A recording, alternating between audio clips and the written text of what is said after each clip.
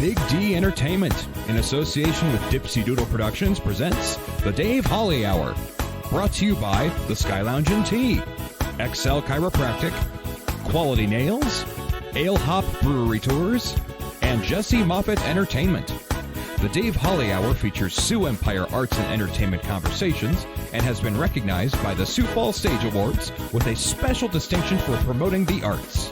A true lover of arts, entertainment, good food, and fun times, including an occasional Jack Daniels. Okay, so a few Jack Daniels. Here he is, Dave Holly.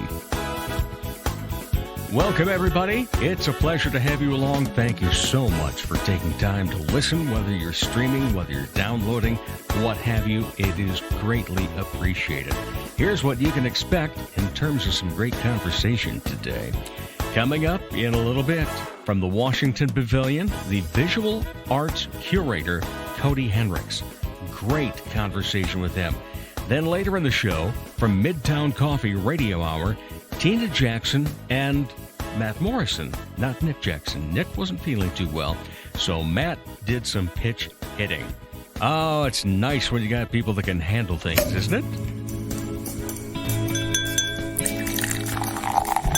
Time to grab your favorite beverage, lift it high, and toast it to being Thursday, a.k.a. Weekend Eve. Hey, the weekend isn't around the corner, it's here! So long, hump day in your frumpy way. We say hello to Thursdays with opening nights. The weekend is near and we can see the bright lights. Yes, Thursday, you're so hearty, we can't wait for Friday, so a day early, we start the party. All right, get out your favorite beverage that you like to toast with. And of course, that could be determined partly by what time of the day you're toasting as well as to what you're drinking right now. But the toast is actually going out to something that's written in that little ditty there. Opening night. Tonight is the opening night of the play Lombardi, being produced by Premier Playhouse. It'll be at the Orpheum Theater at 7 p.m. And thank you to Premier Playhouse, not only for putting this on, but also the fact that on social media, my wife won a pair of tickets. So, and we had already, gotten ours. So we're taking a couple along with us. So looking forward to tonight for the opening of Lombardi. That should be a dandy. In fact, I saw one of the actors, Aaron Sharp, last week at, ironically, an opening night of a play, or a musical in that case. And sure enough, he's playing Paul Horning. And he's been dyeing his hair to make him look like the Golden Boy. All right, that'll be a hoot. Anyway, here's what we want to say about Weekend Eve Toast. We want to tell you it's been brought to you by Ale Hop Brewery Tours. No matter what brewery in Sioux Falls is your favorite, Ale Hop Brewery Tours lets you and your friends choose any or all of the 8 local breweries. Plus, you can go to Glacial Lakes Distillery if you'd like, and don't forget to ask them about New Wine Wednesday. And they take care of the driving, so you don't have to worry about that part. And their very cool van sits up to 6. To book a private tour, go online, alehopbrewerytours.com. That's alehopbrewerytours.com. Now, if you're going to be out and about on a weekend, hop on one of their public tours. For more information about that, call 605-777-2183, 605-777-2183. Ale Hop Brewery Tours, where micro fans meet micro brews. Honorable mention. All right, what has tickled Dave's funny bone or made him smile or have tears of joy? Kind of all of the above. You know, a couple weeks back on this program, I told you, you know what, we're getting close to having over 7,000 downloads. And last week, we blew that out of the water. It was the most downloads I've had in a 1-week span, also the most downloads I've had in a 1-month span. And we are now not just surpassing 7,000, we are now over 7,600 downloads. thank you for your desire to learn more about the people involved, about the creatives involved in Sioux Empire Arts and Entertainment. And we've got them on the way. Later on, Midtown Coffee Radio Hour's Tina Jackson and Matt Morrison.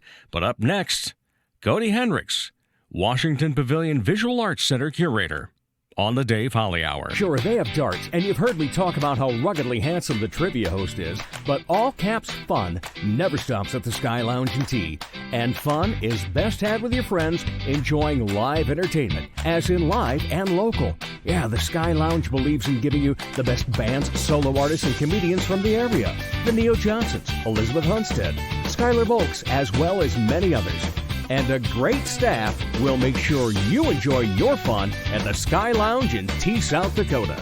Dr. Perry Langston and Dr. Corey Tooney know excellence is in you. That's why they provide you with excellent care at XL Chiropractic, improving your overall health in spirit, body, mind, and will. Get results the natural way. Arrange a consultation, 605-332-9235 or xlchiros.com. Excellent care for excellent people. XL Chiropractic, located at 4309 South Racket Drive in Sioux Falls.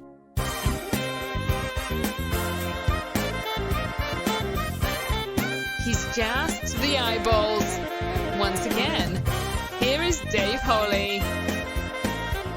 Welcome back, everybody. I know, I sound like a broken record sometimes, don't I? When I say it's always such a pleasure to bring you new guests and old guests, and we don't mean old in age, but we mean, people that have been on before. Well, here's one of our new ones. Cody Hendricks from the Washington Pavilion, the curator of the Visual Arts Center. How are you? I am wonderful. And pleasure to be here. Pleasure to have you here. We met this past summer. I was volunteering for Sioux Falls Jazz and Blues, and we came over and brought some posters and some guitars and everything else over there, and so we got to see a little bit behind the scenes of what you do. How do you tell it to people what you do? Oh, normally I say I'm a little bit like what Indiana Jones would be if he was if he didn't do cool temple raiding. The short answer is that it's one part artist relationship, one part community bureaucracy, as most arts folks know, and then there's this subtle in between space, which is trying to figure out how to best educate the people of Sioux Falls and the area and introduce new art ideas, right? I mean, that's my job. Right, and then how much of your job is also design in terms All of of how it. the The whole exhibition, smear? everything that happens in the Visual Arts Center, it's me. Okay. So I choose the artists, I choose the placement, the location, the lighting, all of it. So You have quite the job, and because it always ends up being stunning. well, thank you. If nothing I else, appreciate that. I think my favorite exhibit, I wish I could remember the artist's name, but it was the very large, basically origami Oh yeah, yes. hanging from the ceiling and on the walls. The giant metal piece of origami in the Yes. center of the space, and then we had the public project that hung in the atrium, Yeah. which was about, I think, 10,000 paper cranes. So wonderful. That was a communal project too. So Oh, awesome. she's local. The artist is local. So Excellent. really interesting. Well, better have her And- on sometime and, then. and actually, my introduction to you, you'll like this, which is through learning whether or not school was going to be 2 hours late or school was going to be canceled, because I grew up in Laverne, and you Years were the, ago, Yes, you're the K101, voice of KQ1. K101, and the voice of K101 would tell me. So I prayed to you many days. I bet you did. I prayed to get there because I was living in Rock Rapids. So please tell me no. Yeah, I always thought, those situations, and then you hear all the big networks brag about it too. Or there's a local promo even going on right now. Oh, and we've got guys that will go out in the storms to bring the news to you. And I always thought, if we're telling you, do not drive, Why am I coming? why are we there? Yeah. Anywho, yeah. getting back to art, maybe you could Yes. do an art exhibit on that. Well, I think it's worthy. I think it would be, no doubt about that. So what got you interested in art? Because I know that the curator job it's your main full-time, but you also own a little art shop over in Laverne. Yes, yeah, and you so- do a lot of art too. Yeah, my background is so as a kid, I was always that kid who when something came up and it was like we needed a creative kid, I was sort of that kid. I was the token art kid. I could draw really young, really skilled in the arts, not from an ego standpoint, from my peers, coming back to me saying, you're the art guy, and I've always been the art guy. And then in normal pragmatic nature, everybody abandons creativity because there's no, you're told early on there's no money here. Right. And so I joined the Army. Unlike most artists, I went off. I served the country. And before that, I would say that if I had a dream, one dream would have been a musician. I wanted to be a musician. I wanted to be a rock star, truthfully. But don't we all? Yeah, everybody I think wants to be that rock star. And then when I got back home from the service, I was living in St. Paul, and I was married, and my wife and I had a son, and I had a below average job at an auto parts place, but I was still making paintings, drawing. And one day I said, I don't want to be that guy who has to take your, when my son goes, what's dad do? And then say, I research auto parts. And so I said, I'm going to go back to school. I'm going to finish college. And I got my bachelor's degree from Northwestern in fine art. I worked as an artist in Minneapolis and St. Paul. I applied to 3 graduate schools after undergrad. I got into the Rhode Island School of Design and Yale University. And then I chose the Rhode Island School of Design, studied sculpture there, was an artist working in New York City and throughout Providence, Rhode Island area. We did that for a number of years until our 3rd child was born. and then I said, gosh, I wish I could tell my kids I could see them, because I wasn't. It was just, the art was everything. And then we came back to the Midwest, and I had no intentions on staying here. It's sort of a magical gravitational pull, which was the community. At a certain point, I realized that I could give more than I needed to take, and that someone like me was of great value to a community that needs more creative people and more artists to stick around and be invested. That's fantastic. Side note before we move on. Oh, yeah. Rhode Island School of Design. Huh? Yep, that's my alma mater. When I was a kid, in early teens to mid-teens, I was really into photography, and I always saw that in 35 millimeter magazine, Yes. Rhode Island School of Photography. That's where I thought I was headed. Instead, somebody said, hey, you got a great voice. It's Oh, smooth okay. like butter. It's Like butter. the plug for RISD, I would tell you that if you ever had a chance even to visit, it's really an extraordinary space. It's you funnel together, because it's a world school, right? I mean, it's the oldest art school in the country. It was founded in 1877, founded by women. And so it's got every artist from all over the world. And the programs are so challenging to get into. I think 8,700 people applied to the sculpture program. They take 6. Wow. So the folks I was in there with, obviously you have imposter syndrome, and you're like, I can't possibly be good. And and then you're surrounded by these peers who are just extraordinary people, and they've all gone to do, they make me look like I'm kind of slacking. No, you're not.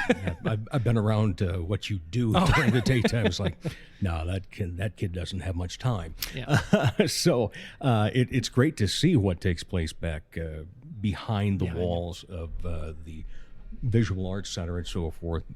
What has been your favorite exhibit that you've had there? Oh, Or are they all like children? no. I mean, I think that it's there's the company man answer, and then there's the actual taste answer. The company answer to you is my responsibility to deliver the best art for everyone, right? So if you show up to the museum today, I want to make sure that there's an exhibit there that tugs at your heartstrings or inspires you or blows your mind in some new way. But I also still want to placate to maybe somebody who has a totally different taste base than you. So thinking about how the museum can operate in that way is always a challenge for me. But maybe my darling exhibit that I really loved doing, nobody got to see because of the pandemic. And it was a show called Ancient Alchemy, and it was ceramic artists from about 10 different states, beautiful, elegant objects, spotlit. And then we got struck, and then it was a ghost town in there. But I've enjoyed so much getting to know the community here. Extraordinary artists in this community that support these exhibitions, and honestly, every single time, even when my taste isn't in it, I show up and I'm like, you're just if the art's not extraordinary, the person always is, and then you get the magic And then moment you get to, right. when it's extraordinary Melding it art and together. extraordinary Yeah. person. So Yeah, and there certainly are those around this area. My we have goodness them. gracious. We are rich in them. We are, very much so. And people don't realize how many full-time artists we have either. Oh yeah. Yeah, there's whether Well, it be the visual arts or the musical Or performers. You know, there's folks out there Right. making a go of it. Full-time Yeah, and performance here. it's just fantastic that we do have that in the community, and glad to see that the pavilion does show that off. What is in there? First of all, what's in there right now that would draw people? Oh, you know, so I put up a collection show. So if you know the artist Cameron Stahlheim, we got the Merman, which everybody goes Right. nuts about. It's a great big Merman upstairs. And that's in the contemporary, the small gallery in the back. It's all recently acquired objects to the museum. So we do have a collection of like 2,000 artworks. And I would be remiss to tell you that we just acquired a Jenny White to our love her stuff. Northern Plains Tribal Collection. And then Liz Heron, too, another artist in town. We just acquired one of Liz's pieces. So the acquisitions are always growing. So collections in the back. Amy Phil, an artist out of Vermilion, is in the Everest. And then on Free First Friday in March, she has a band and dancers and poetry all performing. So I can't plug it enough. Boy, no kidding. Come out. It's easy. Just It's an easy, like, Yeah. it's a party, right? And and I think there's a bar, too. So, you know, it's an all win. I sold you there, Sweet. didn't I? Yeah. And then Young A. Kim, who's teaches at SDSU. She's a graphic design professor. She has some pretty snarky, we'll say, political commentary pieces. Okay. Augustana's student show is up for a little bit more of a run. Barbara Sparks, fascinating lady, spends half the year on a sailboat. I think it's a show that's really approachable. It's Weeds and Wildflowers of South Dakota, beautifully made watercolors. 100 Years of the Symphony, and then always, if you come to the museum, we have Northern Plains Tribal, so Yeah. members of the Northern Plains tribal areas. Yeah, you mentioned watercolor, and that is just one medium that just fascinates me. I'm always fascinated anyway that someone can be a realist or whatever In way watercolor. Yeah, but they can do it in watercolor. Yeah, it shouldn't Yeah, happen. no. She's a wizard. She's a, I think no, I don't want to call her. We'll stick with a wizard. I think Barbara wizard's is good. a wizard. Yeah. She, if you get a chance, her precision it's out of this world. And if she was here with us right now, I would say the same thing. She's just and then a wonderful human, which is the secret byproduct that the curator gets that the museum goer doesn't. Go ahead.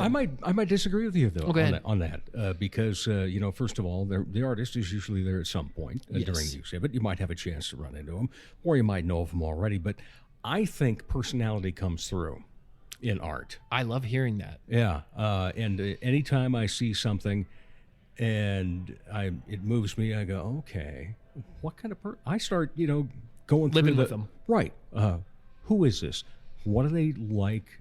What made me go, ding, this is a great piece. Right.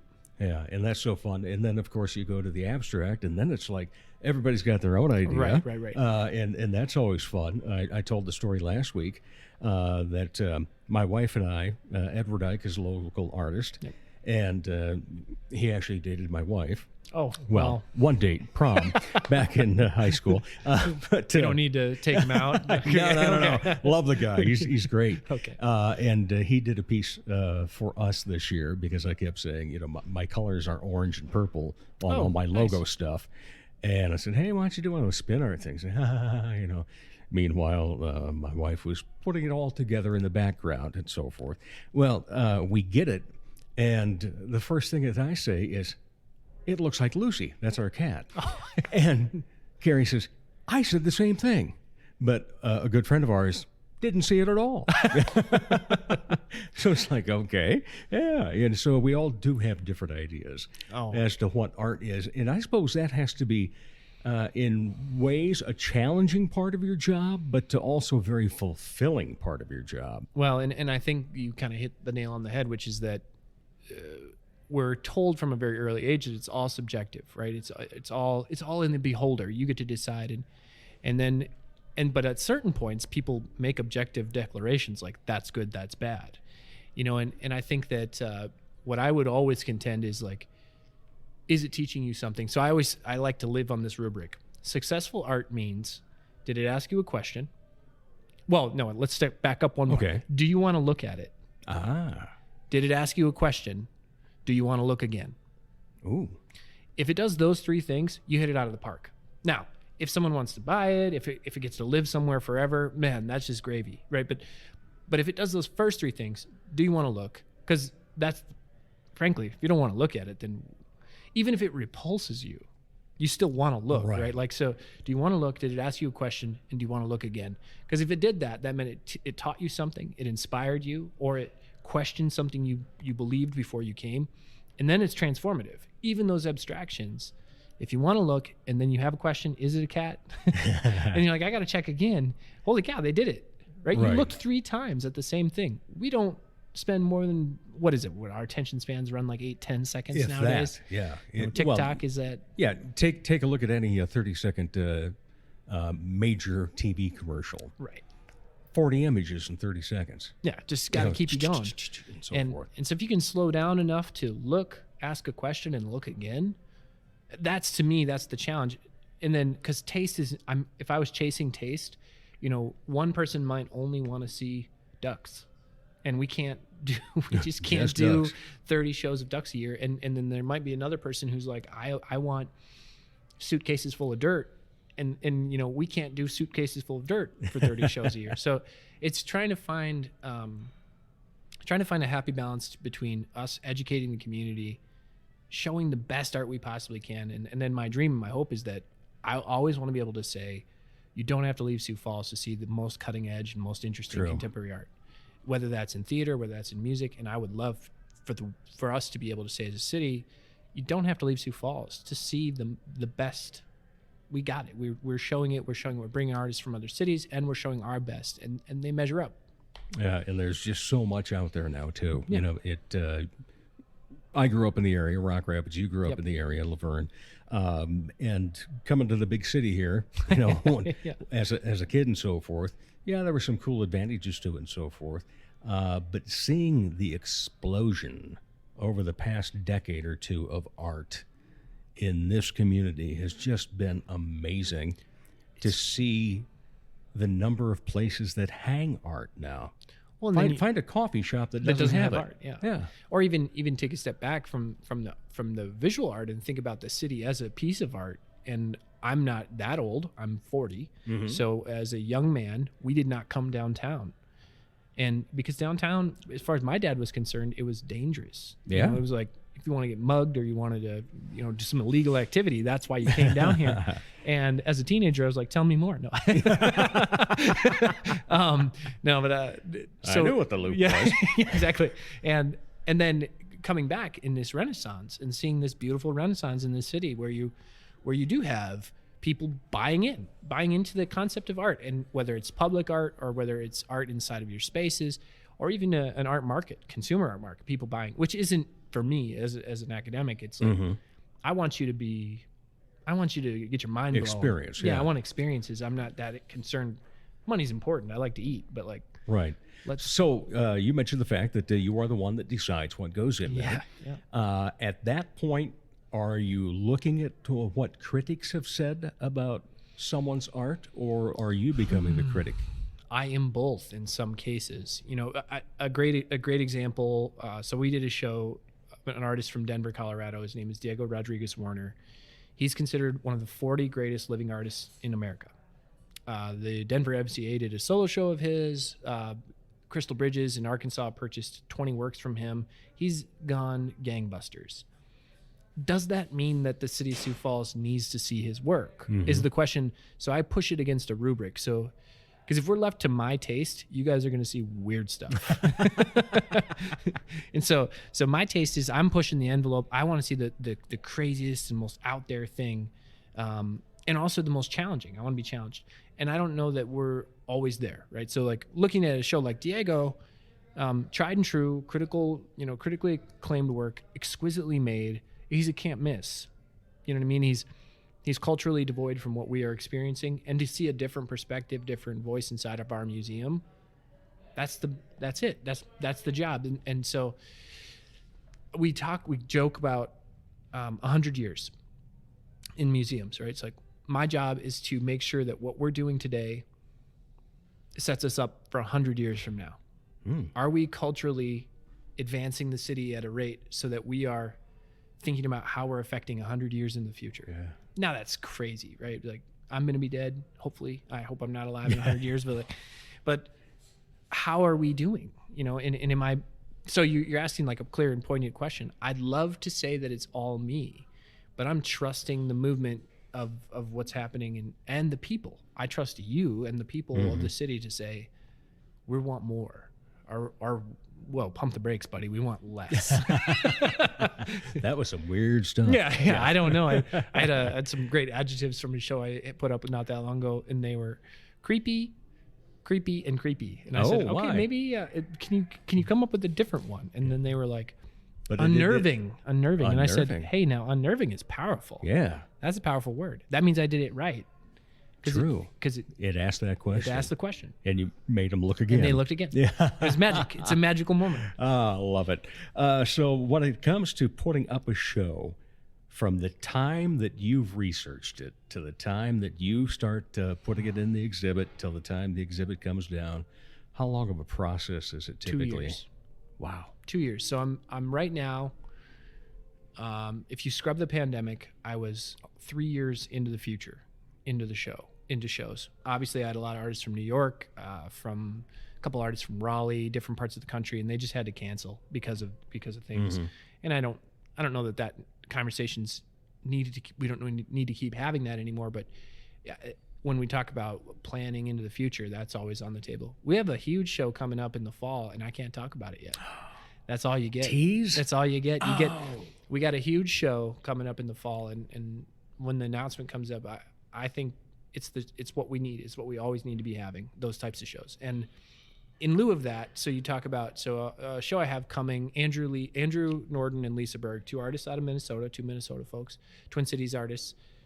I started planning this with them. We had lunch to talk about an exhibition in 2019. So 3 years ago. 3 years ago, we talked about, hey, let's do a show. And sometimes, it can be faster. In one of the smaller galleries, I might be able to call you up. And if I know you're a production machine, I can call you up and say, hey, you got 25 works.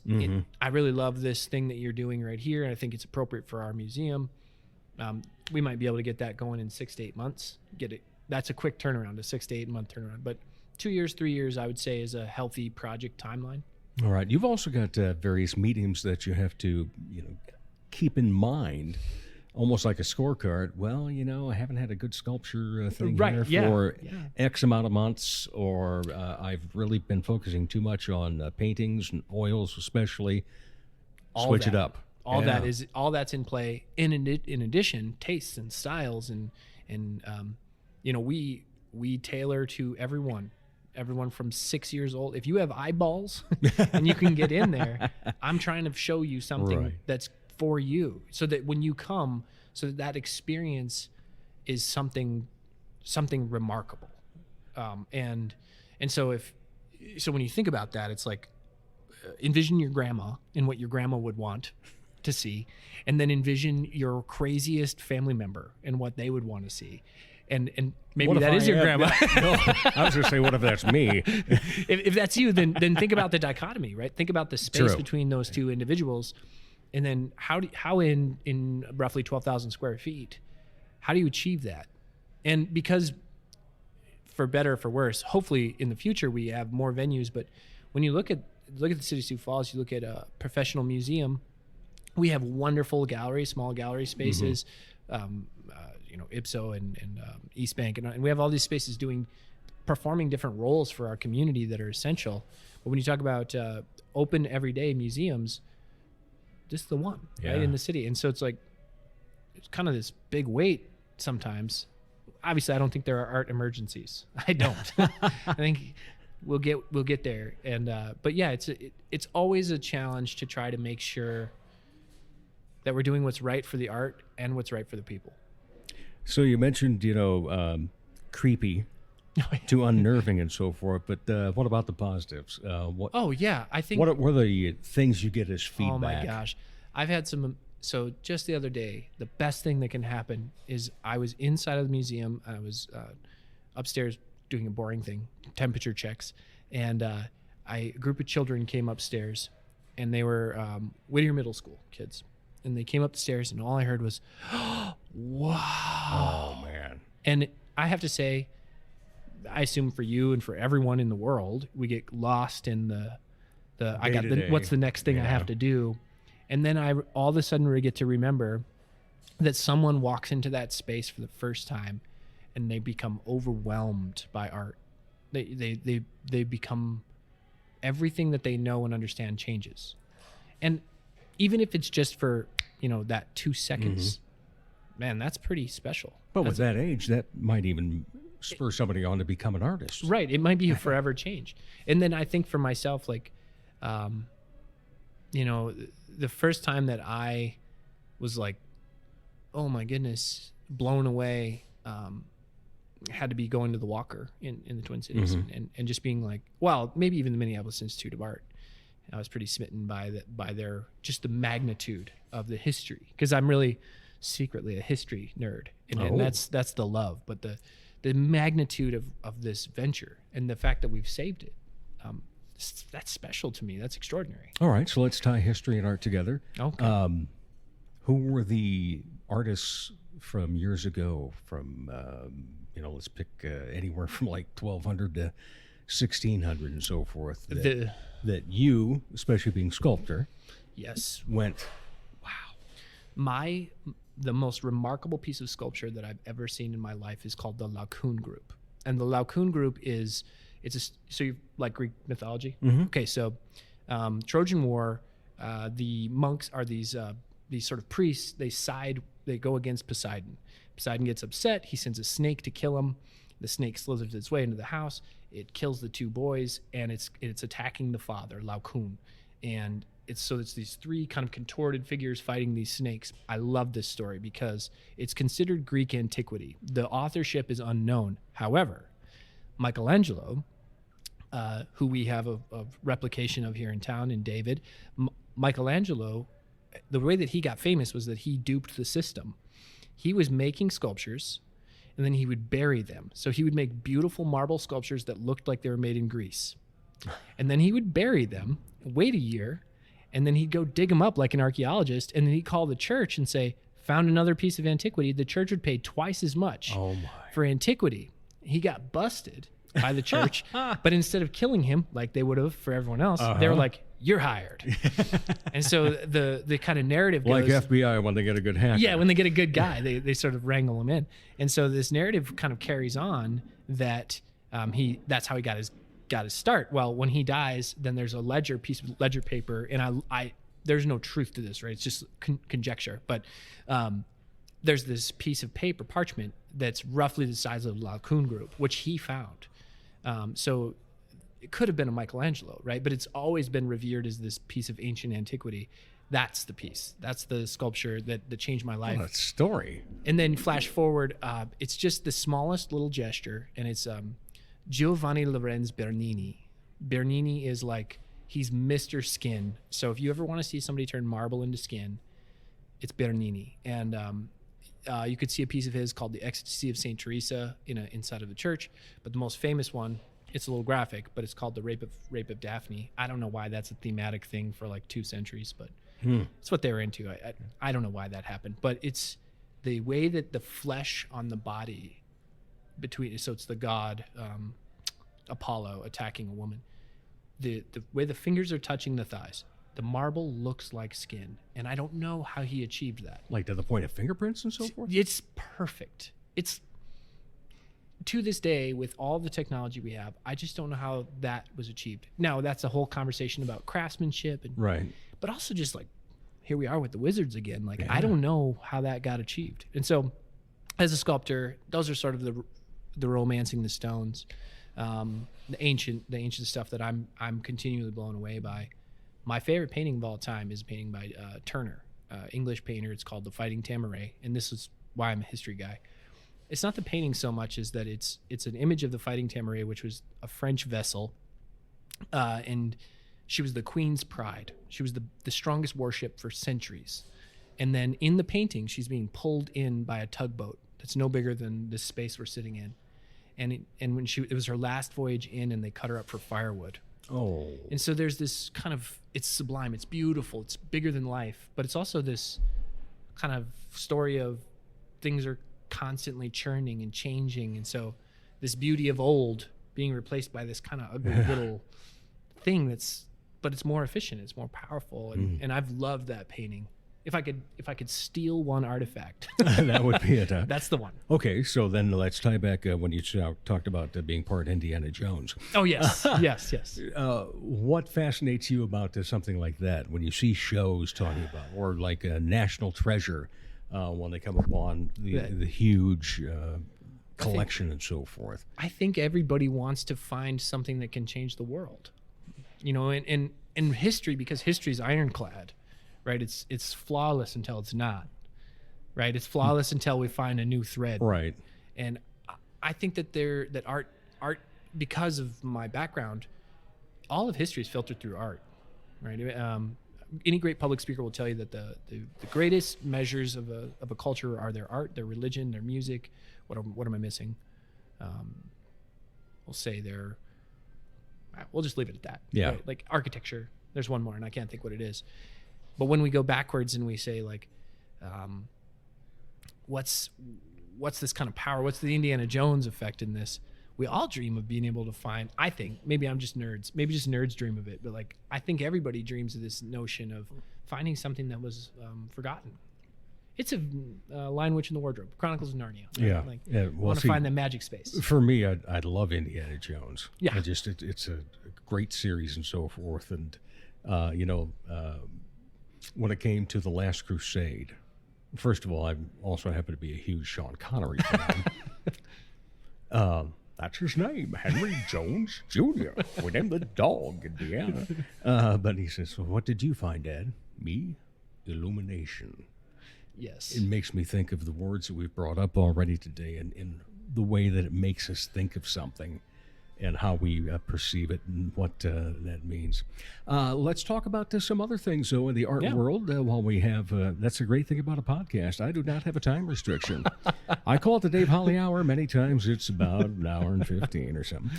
But I also understand that you were involved with the Sculpture Walk. Yes. Which has been one of the huge things that's come around. Yeah. this So town. Jim Clark retired just this last year. And so the WPMI, or Washington Pavilion, took over Sculpture Walk. We are the management corporation. They retain their own 501c3. No one cares, but it's important to note that they're still an autonomous organization, and we are just here to make sure that the gift that they gave keeps on giving. This coming year, we'll have 65 more new sculptures that'll switch out. I have to commend Jim Clark for the absolute monster that he was able to orchestrate through a single vessel. So for us, we're a hydra, right? I mean, we've cut one of our heads off, and there's somebody else popping right up. And so for our organization and for the scale that we have, for us to take this on, I think it ensures longevity. But I've had a blast getting to know these sculptors, and so my master's is in sculpture, and so for me, I've been kind of working as a bureaucrat inside of the institution. I'm the proverbial man to be able to get back to what I really care most about, which is making cool stuff. Yeah. And a lot of the sculptors that we work with through Sculpture Walk, they're not academics. They're people who are just like, I just want to make the coolest thing. I want to make something beautiful that people will go, wow. That's extraordinary. And then there are those kind of virtuoso sculptors who are able to craft the human form, which is a lost art in a lot of ways. So Sculpture Walk's been a blast. Learning a lot. We're learning a lot every single day. But I think it's a great gift to the city. Yeah, I remember when I worked at Callaway many years ago, interviewing Jim Clark before we had the sculpture. Right. It was in the planning stages and so forth. It's like, I wonder what will become of this. Boy, a lot. Yeah, you never would guess it, So not only is it the 65 that are on the walk, there's sculptures all over town. We have sculptures at the University of Sioux Falls, at Avera. There's some in Vermilion that are affiliated with Sculpture Walk, Watertown. I mean, it's got wings. No doubt about that. and then we have the Arc of Dreams, which is the monumental sculpture in the city. Which, if you would asked me before we moved back, you said, would Sioux Falls ever build a monumental sculpture? I'd say, are we talking about Sioux Falls, South Dakota? South Dakota? It's the only Sioux Falls, right? Like, no way. So here it is. Here it is, a mark to public-private partnership. A dream, really, like for artists to be able to put that up. All right. So finally, before we get to Yes. the final questions and so forth section, but your shop over in Laverne, tell us about that. So I had a radical idea when I finished graduate school, which was I wanted to create an artist in residency program for artists. And I had spent most of my professional life as an artist going all over the country to engage with people. And I was like, you know what, I'm tired of that. I've got kids, I've got a family, and this place is worth coming to. So I created a program that folks from all over the country could come and stay with me. So the first year that I piloted that program, we brought artists from Venezuela, India, Portland, New York, Denver, I'm missing some, Boston, a couple from Boston. And we brought artists into our space. I have a wood shop, a metal shop, my full studio. We worked in community together, and then we'd have exhibitions and public lectures and shops teaching kids how to make art, just looking at education gaps in art making, looking at lack of community cultural engagement for my hometown, and trying to just, instead of waiting for something good to happen, injecting the community with something wonderful. All right. Well, Cody Hendricks, then we get down to the final two questions. Quite often, number one leads into the answer for number two. Okay. But when you are not part of the arts and entertainment scene, what do you like to be entertained or excited about in the arts? Oh man, I love music. I was just in a production of Mamma Mia. That's right. I Yes. just did a little Mamma Mia. Yeah. I love going to theater. I think this town has great theater. We really do crush it.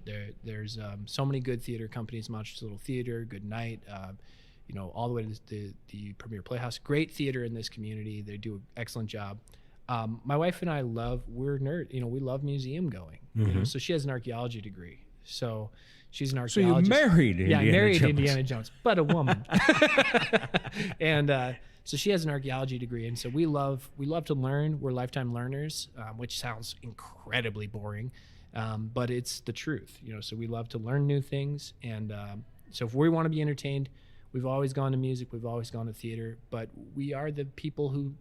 We're still those old, people that go to the museum. Mm-hmm. So we did a Sioux Falls Tourism Day one day, and we did the Old Courthouse Museum. Oh, And I was like, this is so great. fun to It's do, isn't great. it? And we did the Pettigrew House. And Yeah. I was like, it's beautiful. yeah. Who knew? And we have this kind of, I'm tangentially off here, but not even letting you get to your second question. I have this theory that if you traveled to every small town within a stone's throw of this community and spent the weekend there, you would come away with these gems of beautiful entertainment. Like, here's this, we have so-and-so's house and the history of our community and when the railroad came. And there's something pretty magical about really getting to know your place and not in a negative way, but to really know your surroundings and understand your space. Very true. All right. Final question then. Yes. Is any other hobbies? Oh man. So I teach Taekwondo. Which you just told me right before we started this. Like, Yeah. wow. I've been doing that for 36 years now. You started when you were 4. I was 4 years old when I started Taekwondo. And I've rarely missed outside of the 2 knee surgeries and hip surgery. But I'm a cycling enthusiast. I love to, this summer I have a goal. My friend James and I have a goal to ride 1,000 miles in races this summer. in races, not Yeah. just ride 1,000 miles. but- Yeah, the 1,000 miles, it's a pretty loose goal. It's 90 days. It's 11 miles a day. It's really not that much on a bike, but the goal is to block that up into a couple races. So we found last summer we did Tour de Corn in Mitchell. It was a blast. If you want to have a fun day, go out to Mitchell, all levels, ride bikes, if that's your thing. Not motorcycles. I'm talking pedal bicycles, Right. cyclists. Love Yeah, to- because those other ones they call poker runs. yeah. Love to ride bike, love to play guitar, taekwondo, puppies, You know, I'm a normal What kind human. of puppies? We just got a rescue dog. She's a blue heeler. She came to us from a reservation in Nebraska. Her name is Yoko. Hopefully she doesn't break the Beatles up. But, like, she's beautiful, and we had a 15-year-old boxer who we lost in June. But you know, dog lovers, I think I'm the proverbial NPR customer. Yes, you are. Like dogs and bikes and art. All right, and art, wonderful. Well, Cody Hendricks, thank you for taking the time to be on the show, but also thank you for what you do at the Washington Pavilion, because it is a spectacular place to take in, and we are appreciative that we do have that museum that is open on a daily basis. And we'll be back with more of the Dave Holly Hour in just a moment. Hi, my name is Jesse Moffett, and I'm not a piano player. I'm a comic magician and hypnotist. I've been performing for over 20 years. I've performed at many events, corporate events, holiday parties, post-prom parties, graduation parties, state and county fairs, festivals, just about anything you can imagine. The funniest thing about the Magic Act is that I use a ton of audience participation, and that can make things really interesting. Put it down the front of your shirt. Stop being so, my hand won't follow it. The best thing about the hypnosis show is that the volunteers and their imaginations really make it a blast. Holy crap, dude, did you see what you just did? You could do that possibly to girls. For booking information, go to Jesse Moffett Entertainment on Facebook. That's JESSEMOFFITT. Or call 605-929-0964.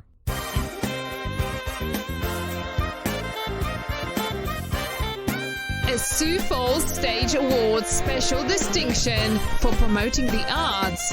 Here is Dave Holly. Welcome back, everybody. It is such a pleasure. I know I use those words a lot, but it truly is a pleasure to talk arts and entertainment around the Sioux Empire. And, the previous interview, we spoke with Cody Hendricks, his first time on the show, but works at the Washington Pavilion, so he stays active. But now a couple of people that are returning to the show, but in a different order than typical. Matt Morrison has been on the show before with his wife, Amy. Tina Jackson has been on the show before with her husband, Nick. But Tina and Matt are here together to talk about the next Midtown Coffee Radio Hour because Nick wasn't feeling quite up to snuff. So Tina says, well, can I invite somebody else? Well, sure. I will play second fiddle to Nick pretty much any time. Well, no. Fiddle would be Crystal. Yeah. Right. Yes. But the next live recording of Midtown Coffee Radio Hour is next Thursday, the 10th of February.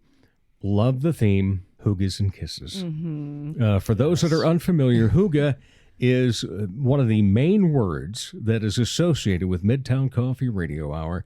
And it's all about this nice, cozy feeling. It's a value of ours. It is. Yeah. No doubt about that. We need to get some shirts that are all about the Hooga or something. Yes. Yeah, we need to do that. I mean, there's so and I do get to say we in this regard because I happen to be part of this show as well. Absolutely. But Tina is the idea gal. She is the one that she and Nick were sitting around a year and a half. Well, not quite a year and a half, but going Christmas on that. 2020. Yeah. Yeah. And sitting there talking about, nobody really has a good radio show anymore. Yeah. Just like NPR had. And so Nick said, I'm going to call Dave. Mm-hmm. So Nick says, my wife and I have been thinking about this little adventure, and we wondered if you would like to be part of it. And I said, I don't know what expletive I used, but it was followed by yes. Yeah, no doubt about that. And then to be involved in it with you guys, and then, the band that's involved, which Matt is a big part of, and already having known Matt from, speaking with him about different things that he's involved in, and his wife, and it's like, wow, this is just kind of this magical little combination of people that come together. It started off, it was a podcast and just that. Yeah. And then we got into the summer months last year, and we had some live shows. Yeah. And then we came back after a little hiatus, and it was time for a Christmas live show. Mm-hmm. And now we're doing a Valentine's live show. You know it. Yeah. Yeah. We just don't stop with the themes, do we? Well, Is there ever going to be just Hygge? Oh, I feel like Christmas was a pretty Hygge one, but that was there's amazing a different show. flavor of Hygge for every season. True. Mm-hmm. Yeah. So that's where I feel like it's just always going to be. I mean, our next one's March 26th, and that one's kind of floating along on its own. There's no real holidays around there. Yeah. And then our last one is Cinco de Mayo, May 5th, but we will not be doing a Cinco de Mayo theme. Yes. Oh, we're not? No. Okay. All right. Well, we still have tequila. Right. Yes. Yeah. I was actually actually thinking about it today, and it's like, man, I mean, when we started doing this project, it was in the thick of the pandemic still. Oh, yeah. Before a lot of things were back in person, and for us, it almost served as a way for us to keep track of time. Yes. By doing these seasonal shows around different holidays, it actually gave us sort of some anchoring in where are we at in the calendar, in our communal life together. It's so true, because it's just been a blob of time. I just can't. A blob. Yeah, it's a blob. It's like 2021, 2020. I still feels like forever, and it feels like nothing. It's very trippy. True. Yeah. all the 20s that started with 20 something. Just real crazy. But we're going to make it all better it's because up from here, right? Exactly. It's gotta be. And we want people to come out and enjoy this too. That's the thing. Yes, we will be recording and doing a live recording of our show that then you will be able to hear on various streaming apps and so forth. But if you just do that, you're missing out on the fun part of watching us live. It's true. And it's just, you just hear everything so well when you're in the back alley. The back alley is actually a really great That venue. is cool. That was the first time I had been there when we did the Christmas show. Yeah, and it's pretty intimate, but you can still fit a decent amount of people. Yeah. And I feel like the sound is just really good. And just to hear everything well, and the crowd, it's a blast. And there are always some fun bloopers that don't always make the recording. Yes, there are. And yeah, and I went to one of the radio shows that was like the NPR shows, the Live from Here, and being in the audience was a totally different experience than hearing it. And it was fun to have both, but being there live, it's just, you can't replicate that. Exactly. And one of the things that I love about this, I have my dear friend Mike Henriksen says this almost every time I see him: live music is good for the soul. I agree. And that is such a great point. And I've told this at one of our shows even, that there are songs that you guys cover that by the original artist on the radio, I didn't necessarily like. Mm-hmm. And then you guys start playing it, and it's like, why didn't I think this was a great song? Because it is. And you get that soul part that comes out with live music, and it's just fantastic. So, Tina, why don't you tell us what really sparked this whole Hygge bit? Oh, I just love the concept of just being okay with being cozy and feeling like, I don't know, it just feels like you're supposed to be productive all the time and go, go, go. And there's this whole culture around, there's a time to stop and there's a time just to be cozy, watch a show, have hot drinks and baked good. It's like all the things that I love. And I have like Norwegian heritage, like everyone around here has some kind of Scandinavian, Northern European. 1/4 Norwegian here, yes. Oh, yeah. And so it does like kind of connect me back to that, to those roots. And so I just like that feeling. And I also really like, we talked about in the Christmas show, is that kind of the point of Hygge, or Hygge, I still don't really know how to say it, but the point of it is to be like, when things are bad, you find joy in the little things. True. And that's been something I've had to practice for like the last year and a half, is just finding every moment to lift my spirits. Yeah, it's been tough for everybody, no doubt about that. Yeah. But the other thing that besides getting T-shirts that would say, it's all about the Hooger or whatever little catchphrase we would want and so forth, I need to know, when are we going to parody a particular song? Oh, I want Because to. Like rewrite the lyrics? Mhm. Yeah. Well, we instead have of that skill set. Ooga chaka, hooga chaka, hooga chaka. Oh man, That's a good song, I think it has to too. be done. Well, I mean, we have a March show without a theme, so maybe some Chumbawamba is Yeah. That in is demand for that one. Yes. Or is that Neil Diamond? Well, Because there were two originally, even before Neil did it. Blue Swede Oh yes, is the group that had done it, and then the country star was B.J. Thomas, I believe, wow, that had done that. with the whole intro And that was, everything. I think those were at the same time, even that Blue Swede and B.J. Thomas did it back in 72-ish, I think, or something. along that Oh line. yeah, I mean that song Yeah. would definitely make the running. Like, Oh, I think mean, we'll that do pretty much any song, but True, and I also I envision a great sing along oh yeah, at that one Mhm. from everybody. So Yeah. okay, I throw my Noted. 2 cents in Uh-huh. early today. I know. Way to plan ahead. That's not our forte. We don't do well with that. No, I will. I'm going to disagree with that. You are well prepared and so forth. And you know what's been fun for me is it's become really easy to do this. That's the goal. Yeah, it's because Sustainability. yeah. For me, it was like okay, yeah. That those first few times we were practicing 3 times, and then all the takes we would do to be able to feel good about the show, and then we pressured ourselves into doing live shows, and it's like, oh, this is much better. Oh yeah. This is fun, isn't it? And so that part's been great. But you and I used to sit there and back and forth writing and so forth. And then there was something that was going on personally that I had to attend to. So you just kind of wrote things. Yeah.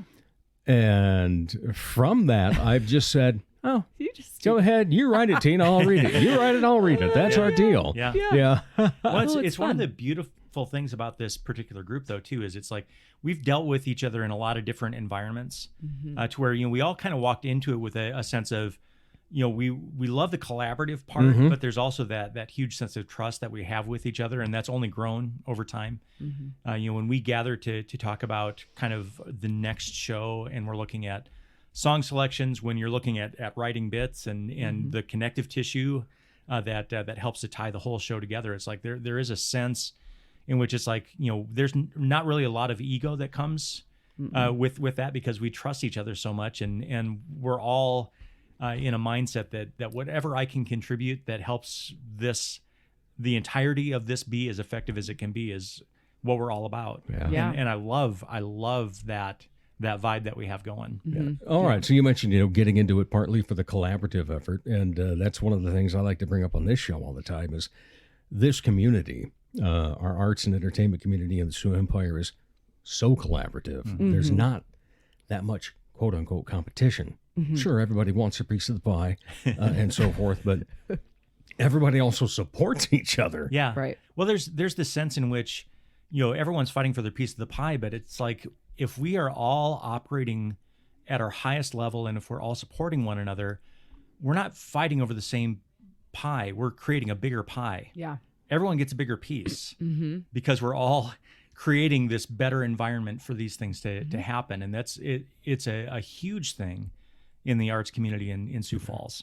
There's not that there may be those little nudges that we give each other and those little digs that we might might take in certain environments, but at the same time it's like, man, I want you to succeed, because if you succeed, people are going to be more likely to take part in this thing that we're doing over here. And if we can actually find ways to support each other to dig out of that combative contestive kind of environment and really recognize how interwoven we are, and because we share so many of the same personal resources and the same so many of the same people, we can't help but really support one another and be for each other.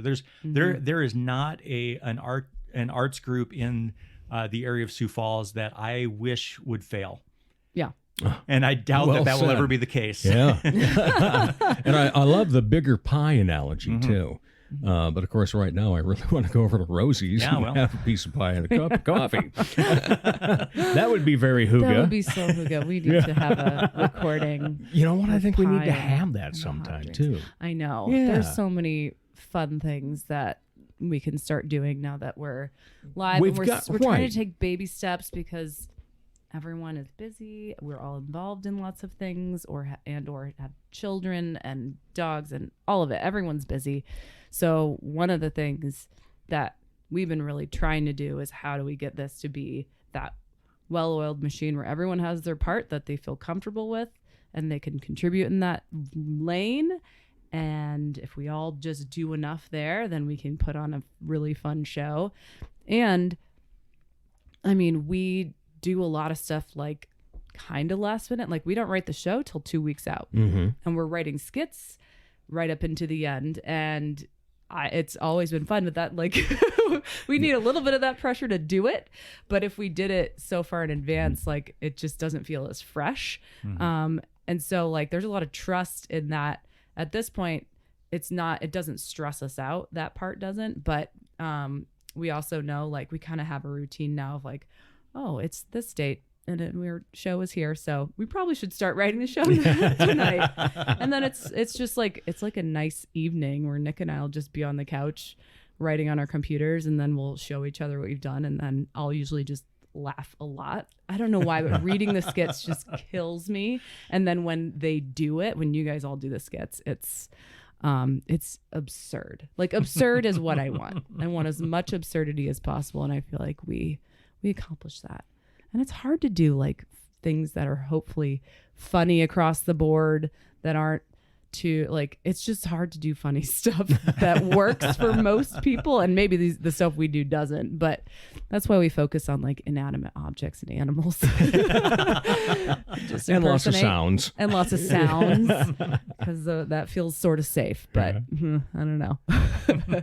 So, Matt, what do you enjoy most about being in the band? And tell us a little bit about everything you do in the band. And then also what you enjoy about all the rest of it when you're not actually playing a musical piece. Yeah. I mean, for me, the beautiful thing is there are a lot of environments where I'm in charge and a lot of environments where I'm having to direct the efforts. So for me, being in the band is actually really freeing because I don't have to be that. And by nature, I'm a very supportive, very, let me hear everything else that's going on and figure out how I can fill a gap. Vocally, we have two phenomenal primary vocalists in Wade and Maren. Very amazing. And I only have to worry about, okay, what are Wade and Maren doing, and how do I then slot in to help elevate everything just that much more, knowing that it's already great. But how do I add the frosting? Yeah. I mean, you guys, the Brandy Carlisle and the Twins, like you guys do those songs so well because you just fill those. Yeah. It's just and bandwise, so good. bandways. I really feel the same. I kind of fill gaps. I primarily play bass, and in a lot of cases, you simply need that bass. You need that foundation that the other instruments can kind of build on top of. So I never have any problem just being a bass player. But there are times where I've pulled out trumpet, I've pulled out harmonium, I've pulled out any number of instruments just because it's like, oh, we could have this color if we approached this song this way, and it would give us a different flavor. And you spoke to how sometimes you'll hear the song completely differently when we've done it versus what you've heard on the recordings. And for me, that's so much a part of how my brain works. It's like, how do we make this us? Yeah. And what can we add to it that gives it a distinct flavor to where this is very true and very organic to who we are, while still honoring obviously, I mean, we're only choosing songs that we believe in and songs that we have a lot of respect for. So how do we honor the spirit of those songs while still really creating kind of our own sense of what that song is? And then when it comes to those other pieces of the show, again, for me, it's like I've always said that I'm more of a singer that sometimes gets asked to act. and rather than an actor that or someone that's more like a straight up musical theater kind of person. And so when we get the skits in front of us, I have a lot of fun with it because it's like I know that it's a little foreign to myself, and because of that, it's like I don't expect, it's like I can just turn out whatever comes out, and we can enjoy it, and it'll be what it is, and there's just not a ton of pressure. There's not the perfectionist side of me plays out on the musical side of things because that's what I feel like I should be able to do. But then when we get to the other side of things, it's like, I got a little more freedom to just kind of play with this and see what comes out. Yeah. And the lack of memorization is also well, there's always nice. there's always that sense I that we're specifically kind of on love edge. that. that was part At of the this age- sustainability. It's like There's not much memory in anything. yeah, but like one of my favorite parts about the process is when you guys all come over to our house and we've already picked the songs and you guys start just like playing them, and you can hear it in the house. It's all organic. And it's just sounds so good. And I just get so excited when we have that rehearsal. And it's just my favorite. Right. Let's talk about everybody else that's involved. So we have your husband, Nick. Yes. Who you two were the brainchilds of it. You it's have become like the lot- idea gal. Like a lot of things, I'll just have an idea and Nick actually has the skills to execute it. And I don't. So and he does wanted to have a do little it. bit of talent musically, doesn't he? Huh. So yeah, he's enjoyed using his music minor skills when like transposing music and all this crazy stuff. And he's just playing all the time, which is really good for like winter months to have I can imagine. to focus on, and just it's great. So he writes a lot of the skits, if not all of them. We actually kind of started this when Goodnight did some virtual shows over the pandemic, Goodnight Theater Collective. And so we were involved in writing some of those skits and acting in those. And that kind of got us started on skits because it was just super fun. And so that's been a blast, but he really directs the band. He coordinates all that stuff, and it's just acts as a co-host to me, and so we have he a is little your banter back. counterpart. And then we have Marin and Wade. Two Dynamic powerhouses. duo. Yep. And they just sound so amazing together. They have such distinct, great voices. It's so fun to like pick songs for their voices, and they're both so great, funny. Yeah, well, They're and so funny. both just great vocalists in their own regard, but also very attentive to what serves whoever is the lead vocal. Yep. In it as well. Great blending voices. I mean, it's like I'll sing harmonies with either one of them all day, every day. Yeah. Because it's so easy, because they're so easy to sing with. And part of it is that they're just so generous in the space that they create for other people to be able to work with them. And there's just like, it's so open about, let's try this way, let's do this. It's not like, it's just really collaborative and hoping to find what feels right. And also I am just blown away by their banter. Always kills me. True. And then they're just, their voices and their character acting and the skits, it's just so good. I love it. And then we have Tyson, who's drumming for us this spring, and he's been so great. He's such a good drummer. Matt's very happy to have a partner. Yeah, we've consistent one. We've bounced around. Well, and Amy and I have known Tyson for years. Tyson was one of Amy's first voice students in Sioux Falls. Oh my gosh! And so we've known Tyson forever. Tyson taught our kids how to play drums. Amy taught Tyson how to sing. Oh. And Tyson has always been just one of the, again, just super easygoing. Yeah. Very skilled, very good at what he does. And yet there's no ego. There's no, it's like, whatever you need from me is what I'll do. I remember, as we were talking about different people that we might be able to bring on, it's like, man, I mean, if we could get Tyson, he definitely fits our vibe, because he's just like, all in and willing to do whatever needs to happen for the success of the entire endeavor. And we've only had one live show with him so far, and proved that in spades that one show. So I'm excited to get to work with him again. When he played the Sufjan Stevens song for the Christmas show initially, that has that amazing drum part in rehearsal, when we first heard him, we were all just like, oh my gosh. and I just sat there Incredible. thinking, yeah, I told you. Yeah. You were right. And are we going to get the fiddle back eventually? After this semester, she's doing some school Okay. right now. So Crystal had, I think like some master's stuff. I'm not really sure, but she has classes, so she can't do rehearsals right now. But she said she's excited to come back. So Good. we can't wait to have her back. Yes. There are so many songs on my list Well, that I'm like, more I fiddle, want to less wait trumpet. till. Yeah. And that also brings up a I great love point. trumpet. Is that, she was originally a guest artist Yes.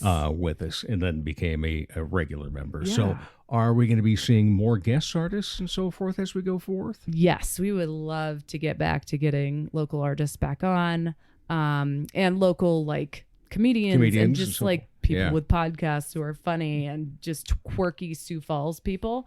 That's what we're gonna. I think we'll have the guest like comedians and stuff first. The artists, our main issue is like sound stuff. Right. Yeah, being able to Technical do the logistical difficulties.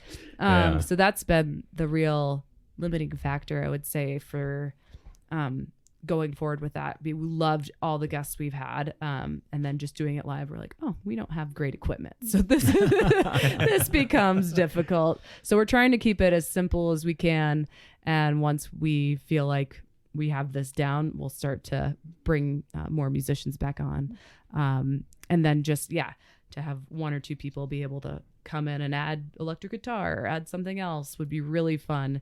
I think it's just right now just like scheduling and sound, like all True. the technical stuff, that we want to just keep it as simple as we can for the time being until it's just like second nature doing it, and then we start to add in fun stuff again. Personally, I felt that when we got outside and started doing the live shows, I mean, we had a good show from the beginning on. There's no doubt about that. But that was also taking time of putting it all together and so forth. Oh, we used to just crush ourselves. A lot of time. Yeah. And then, and then when we got outside, first of all, in your backyard, I know. did that as kind of a trial run to see what it'd be like. And then when we got out to Strawbale and had those shows, and it was like, okay, this is even more what this is about than being just a podcast program. Absolutely. And our holiday show, I don't know if it was possible to have a better chemistry amongst everyone. Yeah. Oh my gosh. It was so just good. phenomenal. Yeah. Yeah. So we're looking forward to next week then. Yeah. All right. So let's give them all the details as to when, where, how. I know. All that stuff. So we're at the Augustana. We're in the back alley, which is in the Morrison Commons. Sorry, I have a little stuffy nose. It is going to be 7:30. So we're going to not do a big pre-show. We've been doing pre-shows, but we're going to probably do one or two just warm-up songs and then get right into the show. Okay. And then maybe a little encore. So there's going to be more of like closer to an hour show, so 7:30 to 8:30ish, and tickets are going to be $12. We have actual ticketing now through Eventbrite, so Excellent. that's why it's the extra $2 are for their Right, charge. So getting that online early would be great. We'll still accept cash or Venmo the day of because that's what people are used to, and that'll still be $12 across the board. And we'll have hot drinks, and Augie provides those for free, which is really awesome. Bless them. Masks are still required at Augie, so wear your masks. And then it's just, just come, enjoy it, be entertained. You have to laugh and be an energetic audience member, because we try to pick up as much of the audience on the recording. We'll try to do a better job this time too. Well, and not only that, but in terms of live performance, like you feed off of the energy of an audience too. And so the more active an audience is, the more you feel like you're able to give. You know, you feel like you have more permission to be able to put stuff out there. You don't feel like you're imposing on anyone if they're already actively participating. Right, exactly. And we've been really, really fortunate to have awesome people, awesome audiences. That we have. And it just makes it a whole different thing. So I think that's all the things. Oh, Augie students do get in for free. Oh, wonderful. Space permitting, which it shouldn't be a problem. And yeah, so we just want people to come and have a nice night out. It's a Thursday night, so we're hopefully gonna get the show out maybe by the weekend. I'm not sure. That's kind of our goal, but we also do Thursdays so we can have Tyson. That's the real reason. Yeah, there's some small things and nuances that get thrown in You're there. not available on the weekends, we'll make it work. That's for sure. Well, it certainly has worked to this point, and looking forward to it working even more in the future.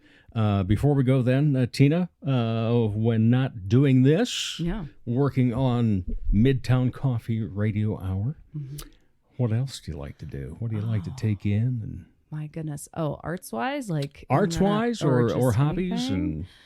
Well, I have 2 children who take up a Adorable decent children. amount of my They time. are adorable children. Yeah. They're cuties. I won't make you say it. I'll say it for you. I appreciate that. They are cute, and we are almost all the way potty trained in the house. So that if that's been a hobby of mine, congratulations. Great Yeah. success.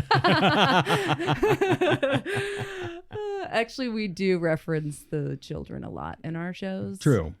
So June and Charlie, this will be deeply embarrassing to them when they get older. When they get which old I'm enough very to go, much excited about. You said what? Exactly. Yeah. Yes. But I work at a family business called Omega Quant Analytics, and it's a fatty acid research specialty lab, which is very random. and way above my pay grade. Yeah, it's kind of wild. So I have a PhD in nutrition, and I do research stuff. So that's my other side of my brain, and so it's fun to be able to balance it out with just silly stuff. Right. That's what I like having. And getting both. hooga. And getting hooga, and just being outside. I love being outside in any way I can. I'm really sad we haven't had good snow this year yet. Yeah, I'm hoping surprisingly. for a big snow soon, so we can get out and sled and snowshoe and snowboard. So love that. Love winter stuff. And yeah. I don't know. and Matt, many of us know that when you are not doing part of this, then you're also performing with your lovely wife, Amy. But you also are a minister here in town. Yeah, I do a handful of different things. So I'm one of the pastors at Asbury United Methodist Church. Been there for almost 5 years now, and really been doing a lot in terms of developing more online ministry and considering what digital ministry looks like and kind of how that impacts not only how we do church now, but what that might look like in the future. So I've been not only developing that for us as a congregation, but also working with other churches and helping them kind of dream and imagine what that might look like for them. And then occasionally, I get to ride a bike and wrench on bikes every once in a while, do some seasonal stuff for Spoken Sport, putting in some time there. And cycling's always been a passion. So I've got thankfully, with ministry being my main vocation, I have both music and cycling as sort of those outlets, those places that I can go to re-energize, so that I have what I need to be able to do those things that I feel like I'm called to in my life. So, well, I always enjoy listening to you and Amy play together, and I think I'd already seen you a couple of times, and then after the three of us had a sit down for this show, I really paid attention to the song choices you had and so forth. And I told people, I said, that's their love. Oh, yeah. It's that first set, that's their love, man. Well, love story. Amy and I were doing, so we kind of run in 2 seasons. In our summer season, it's a lot of Two White Squares stuff. That's me and my multi-instrumental duo kind of outlet. And in the during the school year, it's a lot of theater stuff. So we're always bouncing from project to project to project. And occasionally we'll get to squeeze a Two White Squares show in the midst of that. And we got to do one of those last week. And I was singing a song that I wrote for Amy called Can We Dance? And it's like, I haven't sung this song to her since probably September, and I could barely get through it. Oh, wow. Because it's like, you're absolutely right. I mean, the songs that we choose in that environment, sometimes they're for fun, but mostly it's because it's like, this is a part of our expression of love to one another and the opportunity that we get to. Because oftentimes we're doing such different projects from each other. This is the place where we get to gather together and enjoy one another's company and speak into each other's lives that way. And I can also attest that your wife is a fantastic vocal teacher. Oh, yes. At the age of 58, now I'm 59, but I decided to take vocal lessons for the first time in my life, and Amy was top-notch. had a great time. Now, I do have to say there is one more reason people need to come to our live shows. What's that? If they don't know Matt, they've got to see that mustache. They do. Yeah. Yeah. Just for that, because And I got your to. Santa beard's all trimmed up real nice. Yes. Yeah, I did. But see, I got the beard looking great this year. Yeah. Now I need to get more of that style of mustache to go with that beard. So I think so. We're going to be having some. I have product for you. Product. Yes, that's what we need. So if you are singing now, who's going to be like an artist? We have to have a song for you one of these times. Oh. Ooh, yes. Do you know you're who? different range than our Yes. lead singers. Do you know who Brett Eldridge is? Mm-hmm. Oh, yeah. Yes. Okay. That's my range. That's your range. Yeah. Oh, that would be and fun. love his stuff. Okay. All righty. That's great. We'll work on it then. Okay. Well, thank you both for being here to be on and talk about next week's show. And thanks for being on this show so we could promote it. And just for being awesome people and everything that you do to make Sioux Falls a more hygge place. That's the goal. All righty. Thank you, always Dave. such a pleasure. Thank you. Yes. And Appreciate it. we'll be back to wrap up the Dave Holly Hour, or today, closer to an hour and a half, in just a moment. Ladies, when it's time to give your nails some love, get that extra special treatment from Quality Nails on South Minnesota Avenue in Sioux Falls. Manicures and pedicures that look great and make you feel fantastic. Zaya and Tony provide professional care for your hands and feet, whether you just want the basics or an extra special look with added flair. Oh, and guys, it's okay to treat yourself too. Quality Nails. Call for an appointment. 605-334-1463. From the Dipsy Doodle Studios at the world headquarters of Big D Entertainment, a 40-square-foot home studio in the middle of America, it's Dave Holly. Thank you again. Appreciate your listenership. Oh, goodness, I mentioned it in the honorable mention. Over 7,600 downloads now. Thank you. What a warm feeling in old Dave's heart here. And at this age, sometimes need a warm feeling in that heart. No doubt about that. So thank you to you for the listenership, but also the sharing that you do on Instagram and on Facebook and on Twitter. And thank you for going to the website, DaveHollyHour.com. Don't forget, down in the lower left-hand, you're going to see a little coffee cup. If you like this show, why don't you click on that and buy me a cup of coffee? That's all I'm asking in return from you, okay? Also, thank you to our guests from Midtown Coffee Radio Hour, Tina Jackson and Matt Morrison. And then from the Washington Pavilion, Cody Henricks. And thank you to Ricardo, the R in R Wine Bar. That is where we had the Cody Henricks interview. And Ricardo is just such a gracious man. We certainly appreciate what he does for arts in Sioux Falls. Also, here's what's coming up for me and the missus. Tonight, we're going to be at that opening night of Lombardi at the Premier Playhouse, the Orpheum Theater. Saturday night, it's Boss's Comedy Club at the T location. Jenny LaRusso is going to be the headliner, and looking forward to her set, and also, a couple before that. But that's what is on the schedule, besides the fact that on Friday night, won't be taking in any entertainment because we're going down to Rock Rapids. My sister, her husband, and their middle child are in Rock Rapids visiting my elderly mother. So, we're going to have some family time, too. You know what you can do with your family, though? You can take them out to great events. So many arts and entertainment events taking place around the Sioux Empire. Go on Facebook, just browse. You'll find something. Or go to SiouxFallsEvents.com. They'll tell you where a lot of things are happening as well. So just don't ever tell me that you're bored in this community. We got it going. That's right. Remember, my name is Dave Holly, and for me, every day is a holiday.